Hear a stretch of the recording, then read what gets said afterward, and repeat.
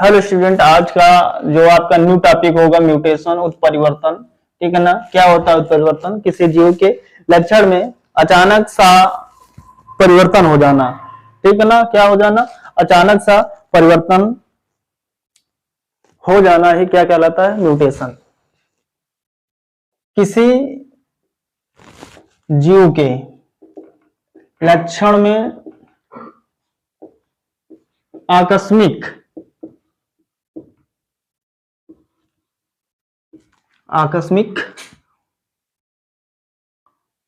यानी कि सडनली एवं वंशागत परिवर्तन होना क्या कहलाता है? म्यूटेशन कहलाता है। म्यूटेशन यानी कि उत्परिवर्तन कहलाता है।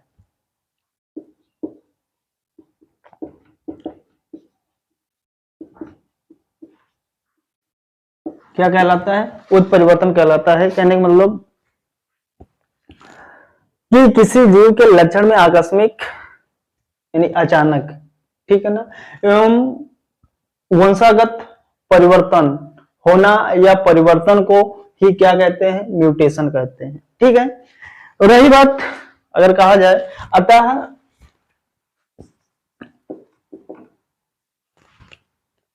विसंयोजन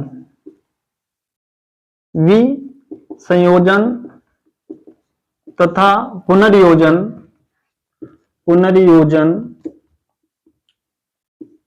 ठीक है ना। क्या चीज? अतः विसंयोजन तथा पुनर्योजन से उत्पन्न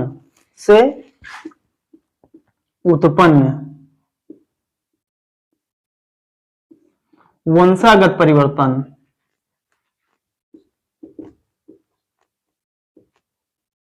को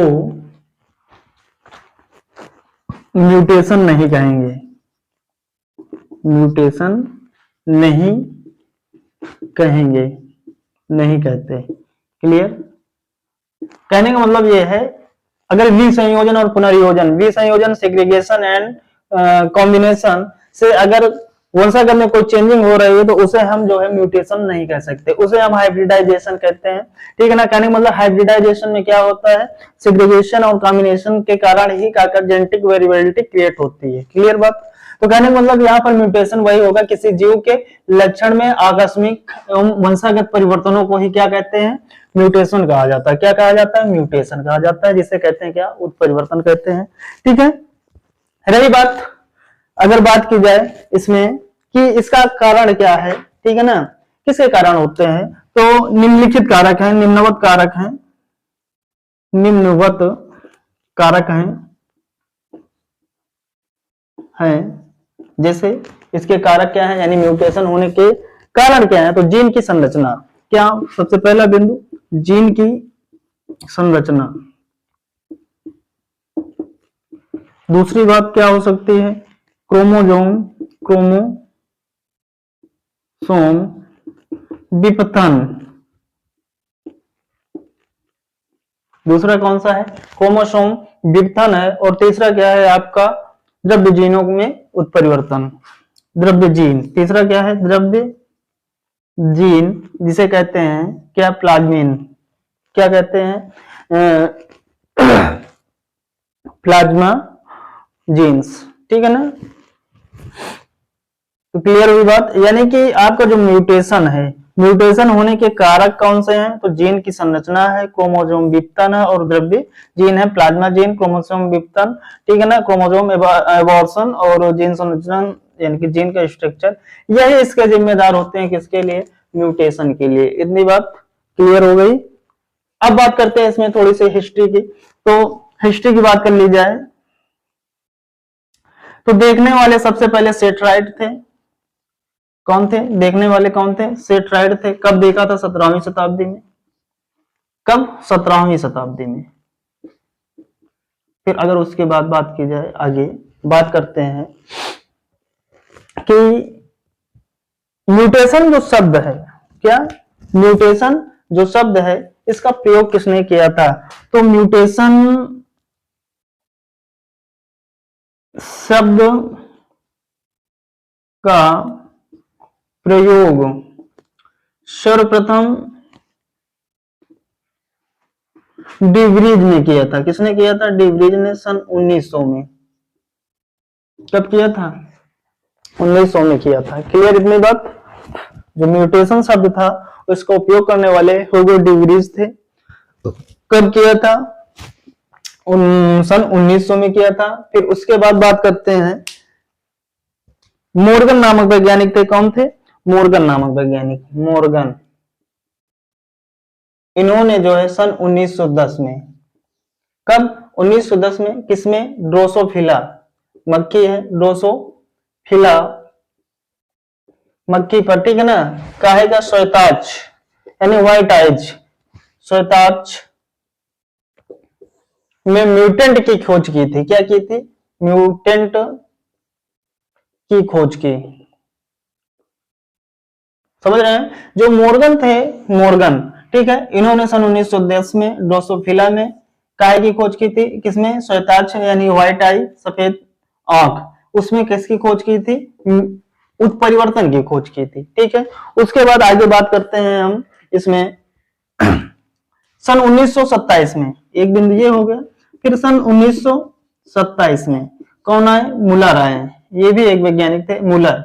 इन्होंने एक्स रेज का प्रयोग करके, एक्स रेज का प्रयोग करके, किसका प्रयोग करके? एक्स रेज के द्वारा जो है उत्परिवर्तन प्रेरण को क्रिएट किया था। उत्परिवर्तन प्रेरण किया था। क्या किया था? उत्परिवर्तन प्रेरण प्रेरण किया था। ठीक है ना। 1927 में मुलर ने क्या किया था? किस पर किया था? ये भी बात पूछी जा सकती है। तो ड्रोसोफिला पर किया था। किस पर किया था? ड्रोसोफिला पर किया था। ड्रोसोफिला पर जो है एक्स रेज का प्रयोग करके उत्परिवर्तन प्रेरण जो है उत्पन्न किया था। क्लियर इतनी बात? ये थी कुछ इससे जुड़ी बातें जो कि हिस्ट्री से थी। और इनके अलावा थे एक आरबैग और रॉबसन नामक वैज्ञानिक थे, जिन्होंने 1946 में जो है कई रसायनों से जो है उत्परिवर्तजनी, यानी कहने का मतलब उत्परिवर्तजनी मतलब कि म्यूटाजेनिक गुणों की खोज की थी। ठीक है ना। सन 1900, अगला बिंदु ये है कि सन 1946 में दो वैज्ञानिक थे, आरबैग थे और रॉबसन नामक वैज्ञानिक थे। रॉबसन नामक वैज्ञानिक थे। ठीक है, इन्होंने क्या किया था? इन्होंने जो है रसायनों के माध्यम से, रसायनों में जो है उत्परिवर्त जनों की खोज की थी। ठीक है ना। किसके माध्यम से? रसायनों में। ठीक है ना। क्लियर बात? ये थी कुछ बातें जिसके इतिहास से जुड़ी थी। तो बात समझ में आएगी। म्यूटेशन क्या होता है? किसी जीव के लक्षण में अचानक सा वंशागत परिवर्तन को ही म्यूटेशन कहते हैं। दूसरी बात, अतः विसंयोजन तथा पुनर्योजन से उत्पन्न वंशागत परिवर्तन को म्यूटेशन नहीं कहते, उसे हाइब्रिडाइजेशन कहते हैं। ठीक है ना, ये याद रखिएगा। जैसे क्योंकि अच्छा इसको हमने लिखा क्यों? रीजन ये है कि विसंयोजन और पुनर्योजन से भी क्या कहने मतलब वेरिएशन देखने को मिलता है, भिन्नता देखने को मिलती है, लेकिन ये होता किसमें है? हाइब्रिडाइजेशन में होता है। ठीक है ना, कि म्यूटेशन में। म्यूटेशन वो होता है किसी जीव के लक्षण में आकस्मिक वंशागत परिवर्तन को कहते हैं म्यूटेशन, ना कि विसंयोजन और पुनर्योजन से जो वंशागत परिवर्तन होता है उसे। ठीक है ना, इसे नहीं कहेंगे, इसे कहेंगे। ठीक, फिर इसके पीछे का कारण क्या होता है? लॉजिक क्या होता है? तो जीन की संरचना होती है, क्रोमोसोम विघटन होता है और द्रव्य जीन होते हैं। क्लियर इतनी बात? फिर उसके बाद हिस्ट्री की बात करें तो एक सेट्राइड थे जिन्होंने 17वीं शताब्दी में देखा था। ठीक है ना। सबसे पहले अगर बात की जाए म्यूटेशन शब्द का प्रयोग सर्वप्रथम किसने किया? तो हुगो डी व्रीज ने सन 1900 में किया था। फिर उसके बाद मोर्गन आए, उन्होंने सन 1910 में ड्रोसोफिला में उसके श्वेताक्ष पर यानी आंख पर, सफेद आंख पर जो है गाकर म्यूटेशन की खोज की। फिर उसके बाद 1927 में मुलर ने एक्स क्रेज यानी एक्स किरणों का प्रयोग करके किस पर किया? ड्रोसोफिला पर किया और क्या? उत्परिवर्तन प्रेरण किया। फिर उसके बाद 1946 में दो वैज्ञानिक थे, आरबैग थे और रॉबसन थे। इन्होंने क्या किया? रसायनों में उत्परिवर्तजनी की खोज की। क्लियर इतनी बात?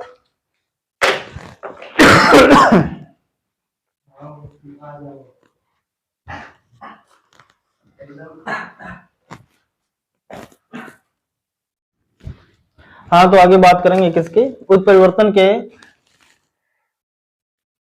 उत्परिवर्तन के अभिलक्षण के बारे में बात करेंगे। किसके बारे में, उत्परिवर्तन के अभिलक्षण यानी करेक्टर्स के बारे में बात करते हैं, ठीक है ना। तो रही बात, अगर जैसे बात की जाए करेक्टर्स के लक्षण की बात की जाए, तो देखो अभी तक जो ज्ञात है, जो स्पष्ट हुआ है, जो स्वतः उत्परिवर्तन होता है और जो प्रेरित उत्परिवर्तन होता है, उनमें कोई यानी कि जो उत्परिवर्तन होते हैं उनकी प्रकृति में कोई विशेष अंतर नहीं है, ठीक है ना। जिनके उत्परिवर्तन के रही बात लक्षणों की, जो कि इस प्रकार है, देखते हैं क्या क्या इनके जो है करेक्टर्स होते हैं, उनके बारे में चर्चा करते हैं। तो अधिकांशतः जो उत्परिवर्तन होते हैं, जो उत्परिवर्तन विकल्पी होते हैं, अप्रभावी होते हैं। क्या होते हैं, पहला बिंदु,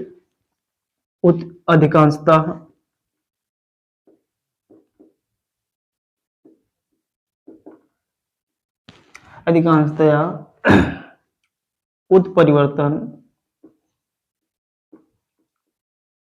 विकल्पी, बोले तो एलिल्स, ठीक है ना, अप्रभावी होते हैं। कैसे होते हैं, अप्रभावी होते हैं, अप्रभावी मतलब रिसेसिव होते हैं। दूसरी बात, दूसरे लक्षण की बात करते हैं उत्परिवर्तन एक यादृच्छिक घटना है, यानी कि म्यूटेशन एक रेंडम घटना है। कैसी घटना है, रेंडम घटना है।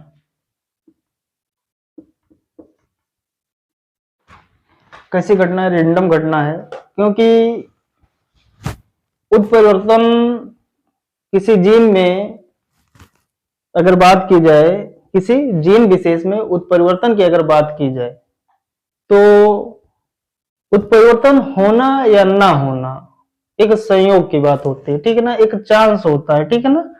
तो क्या है, म्यूटेशन एक रैंडम घटना है, यानी कि उत्परिवर्तन एक यादृच्छिक घटना है। तीसरा बिंदु क्या कहता है इस पर, तीसरा बिंदु, तीसरा करेक्टर क्या है, अधिकांश जो उत्परिवर्तन होते हैं, अधिकांश उत्परिवर्तन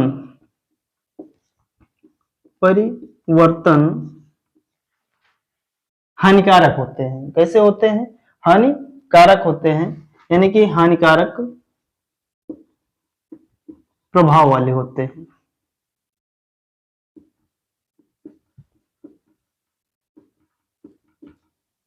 कैसे होते हैं, अधिकांशतः जितने भी हुए हैं, कहने का मतलब जो अधिकांशतः जो उत्परिवर्तन होते हैं वो हानिकारक प्रभाव वाले होते हैं, परंतु लगभग अगर देखा जाए, लगभग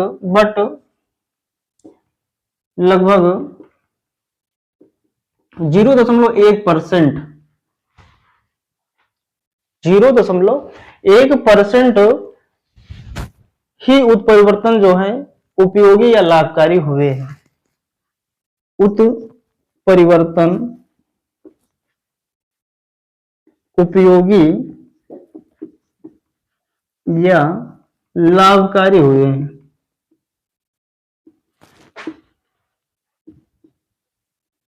या लाभकारी है, कहने का मतलब यह है 99.9% जो भी उत्परिवर्तन होते हैं वो विफल रहे हैं, ठीक है ना। जो भी म्यूटेशन ब्रीडिंग हुआ है, जो भी म्यूटेशन ब्रीडिंग हुआ है, अगर बात की जाए किसकी, म्यूटेशन ब्रीडिंग की, देख लीजिए थोड़ा सा, म्यूटेशन ब्रीडिंग की बात की जाए, ठीक है ना, वो आपका 0.1% पर ही सफल रहा है, ठीक है ना। किस पर सफल रहा है, 0.1% पर ही सफल रहा है। क्लियर, तो एक ये हो गया करेक्टर्स। फिर उसके बाद बात करते हैं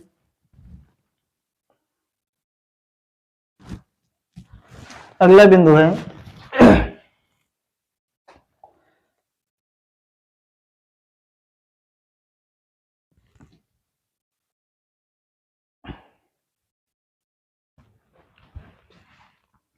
अगला बिंदु कि प्रकृति में, कहा प्रकृति में, यानी कि नेचर में, प्रकृति में स्वतः उत्परिवर्तन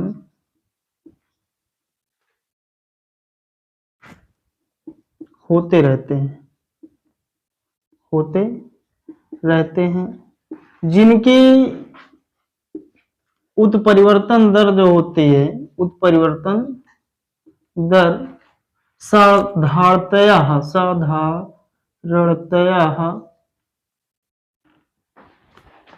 कम होती है, लगभग उनकी जो फ्रीक्वेंसी होती है 10⁻⁴ से 10⁻⁷ ही होती है। कितनी होती है? 10⁻⁴ से 10⁻7 होती है। फिर अगला करेक्टर्स क्या होता है? अगला करेक्टर्स ये है कि विभिन्न जीनों की जो उत्परिवर्तन दर होती है वो भिन्न भिन्न हो सकती है। क्या हो सकती है? विभिन्न जीनों की जो स्वतः उत्परिवर्तन दर होती है, विभिन्न प्रकार के जीनों की स्वतः उत्परिवर्तन दर भिन्न हो सकती है, ठीक है। एक करेक्टर ये हो गया। तो ये कुछ महत्वपूर्ण करेक्टर्स थे। अच्छा, एक चीज और है, जैसे कि कहने मतलब विभिन्न प्रकार के जीनों की जो स्वतः उत्परिवर्तन होती है वो भिन्न हो सकती है, और जिस जीन की, अगर इसी में कह दिया जाए, जिस जीन की कहने का मतलब वो उत्परिवर्तन दर अधिक होगी, ठीक है ना, जिस उत्परिवर्तन की दर अधिक होगी, ठीक है ना, वो जो है आपका उत्परिवर्तनशील, क्या उत्परिवर्तनशील जीन कहेंगे उसे। क्या कहेंगे उसे? उत्परिवर्तनशील जीन कहेंगे, जिसे कहते हैं इंग्लिश में म्यूटेबल कहते हैं। ठीक है, क्लियर। अगला एक बिंदु और देख लीजिए, कुछ भौतिक व रासायनिक कारक होते हैं जो उत्परिवर्तन उत्पन्न करते हैं, ठीक है ना, जिन्हें क्या कहते हैं? म्यूटेजन कहते हैं। कुछ भौतिक व रासायनिक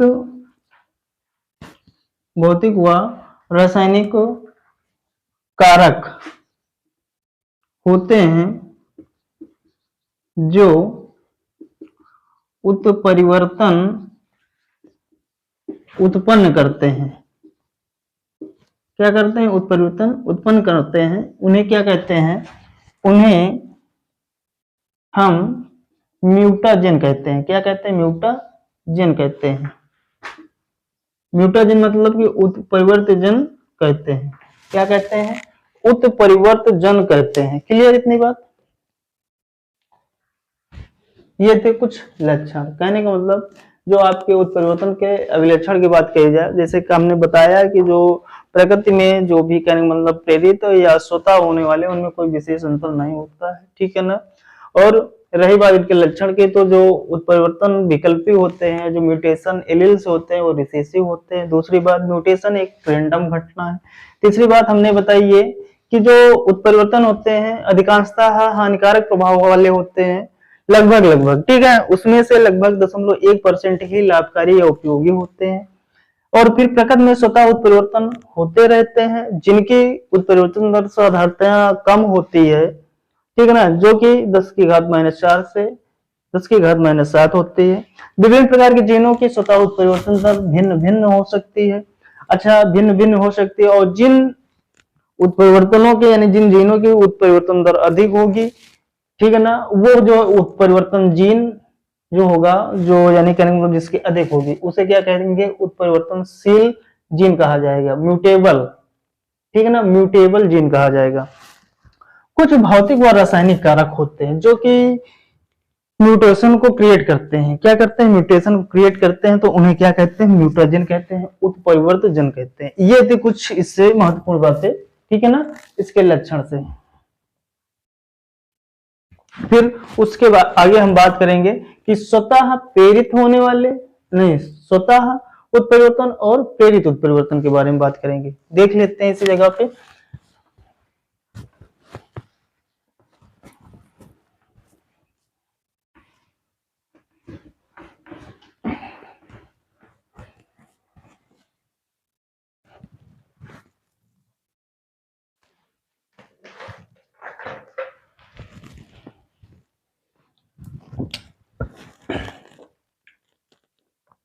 स्वतः एवं प्रेरित उत्परिवर्तन। ठीक है, कौन कौन से उत्परिवर्तन? स्वतः एवं प्रेरित। स्वतः को बोलते हैं स्पॉन्टेनियस म्यूटेशन और प्रेरित को बोलते हैं इंड्यूस्ड म्यूटेशन। क्या बोलते हैं? Induced mutation. क्लियर? देखते हैं क्या होता क्या है इसमें। जैसे कि जो भी कहने मतलब जो स्वतः और प्रेरित है, कहने मतलब उत्परिवर्तन या तो प्रकृति में है ना, उत्परिवर्तन जो है प्रकृति में होते रहते हैं, लेकिन जो प्रकृति में होते रहते हैं वो स्वतः हो जाते हैं। कहने मतलब स्वतः यानी कि जिसमें कि मानव द्वारा उपचारित करके कोई म्यूटेशन उत्पन्न नहीं किया जाता, वो स्वतः कहलाते हैं। और जिनमें कहने मतलब कोई कारकों द्वारा उच्च आवृत्ति द्वारा उत्परिवर्तन प्रेरण करके जो है कहने मतलब म्यूटेशन क्रिएट किया जाता है, वो आपका प्रेरित कहलाएगा। सीधी सी बात है, दो शब्दों में। और रही बात इसी आधार पर अगर देखा जाए तो दो वर्गों में विभक्त कर दिया गया है। तो एक है आपका स्वतः उत्परिवर्तन और एक है आपका प्रेरित उत्परिवर्तन। तो स्वतः उत्परिवर्तन, जैसे कि स्वतः उत्परिवर्तन की बात की जाए, स्वतः उत्परिवर्तन में क्या होता है? स्वतः उत्परिवर्तन यानी कि कहने मतलब जो उत्परिवर्तन मनुष्य द्वारा किया ही ना जाए, यानी कि एक तरह से ये कह लीजिए कि प्रकृति द्वारा होता है। कहने मतलब जो उत्परिवर्तन मनुष्य द्वारा उपचारित करके उत्पन्न नहीं किया जाता, वही आपका जो है क्या कहलाते हैं? स्वतः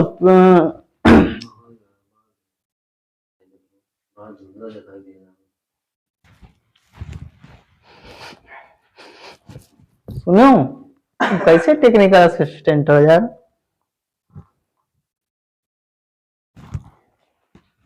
हाँ, तो देखते हैं स्वतः उत्परिवर्तन क्या होता है। तो देखते हैं, लिखते हैं जो उत्परिवर्तन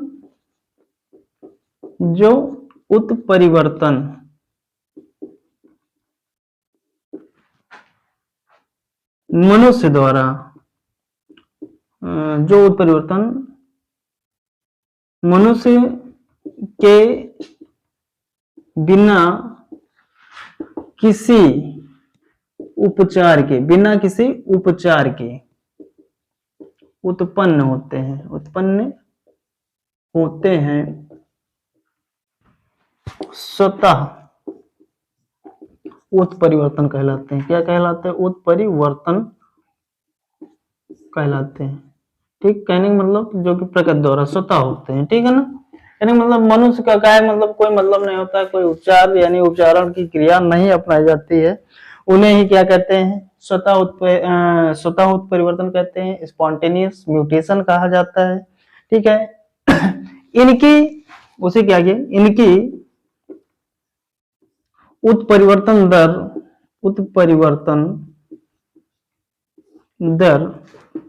बहुत कम होती है, बहुत ही कम होती है। क्या? बहुत ही कम होती है। ठीक है ना?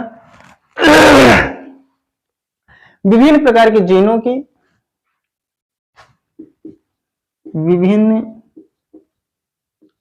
की उत्परिवर्तन दर भिन्न भिन्न हो सकती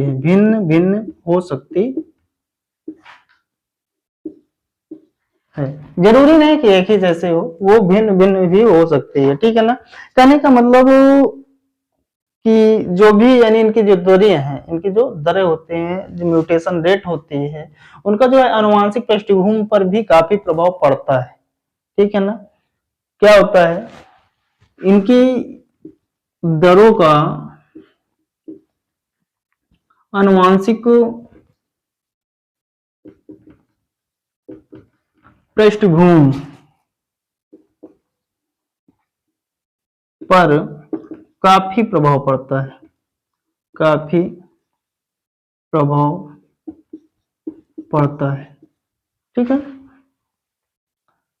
बात समझ में आई? कहने का मतलब इनकी जो रेट होती है, म्यूटेशन रेट होती है, इनका भी आनुवंशिक पृष्ठ पर काफी प्रभाव पड़ता है। अगर बात की जाए आपके जैविक संसार में, किसमें?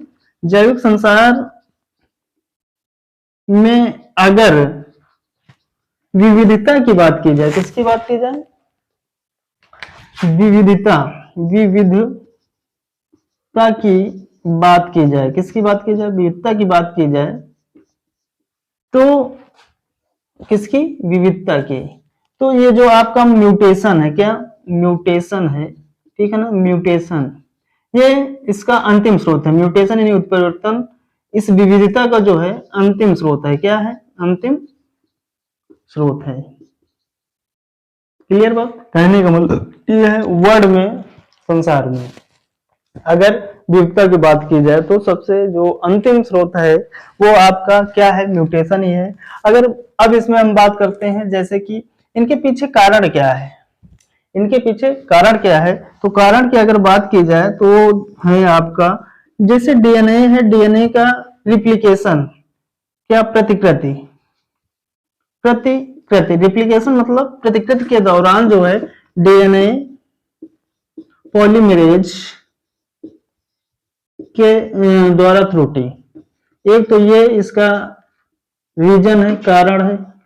दूसरा क्या है इसमें, एक हो गया आपका डीएनए प्रतिकृत के से, हाँ, प्रतिकृत से डीएनए पॉलीमरेज द्वारा त्रुटि। और दूसरा है इसका जो कि डीएनए क्षारकों का डीएनए में मिथिलीकरण, डीएनए क्षारकों का डीएनए मिथिलीकरण, ये इनके कारण है। क्लियर बात? बात समझ में आ गई? स्वतः उत्परिवर्तन क्या होता है? जो उत्परिवर्तन मनुष्य के बिना किसी उपचार के उत्पन्न होते हैं स्वतः उत्परिवर्तन कहलाते हैं। इनकी उत्परिवर्तन दर बहुत कम होती है। क्या होती है? बहुत कम होती है। उत्परिवर्तन दर भिन्न भिन्न हो सकती है, ठीक है ना। इनकी दरों का जो प्रभाव है अनुवांशिक पृष्ठभूमि पर भी पड़ता है, ठीक है। अगर बात की जाए जैविक संसार में आपका जितना भी कह लीजिए कि ये बायोलॉजिकल वर्ल्ड है, उसमें अगर जो विविधता होती है, ठीक है ना, क्या होती है? विविधता होती है। अगर उसकी बात की जाए तो उसमें भी अगर अंतिम सोर्स की बात की जाए, लास्ट यानी कि लास्ट चारा यानी कि अंतिम बिंदु क्या है, यानी उसके स्रोत क्या है, तो वो भी काकत म्यूटेशन ही है, ठीक है ना। और रही बात इसके पीछे कारण क्या है, तो डीएनए प्रतिकृति से जो डीएनए का जो पॉलीमरेज द्वारा त्रुटि होता है, एक कारण ये है। दूसरा कारण ये है डीएनए क्षारकों का डीएनए द्वारा क्या होता है? मैथिलीकरण। तो ये इसके कुछ मुख्य कारण थे। अब इसके बाद हम देख लेते हैं प्रेरित उत्परिवर्तन, इंड्यूस्ड म्यूटेशन क्या होता है।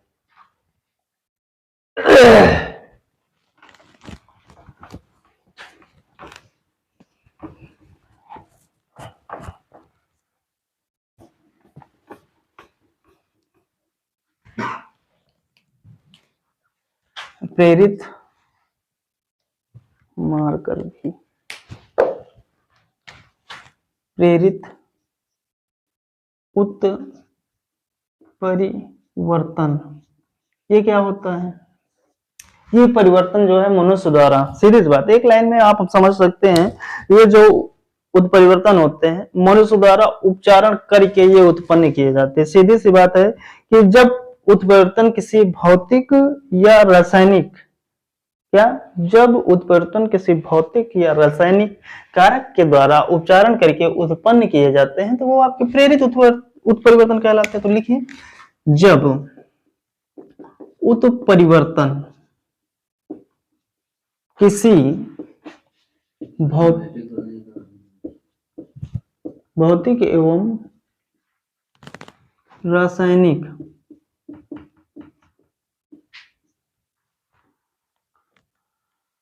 कारकों के द्वारा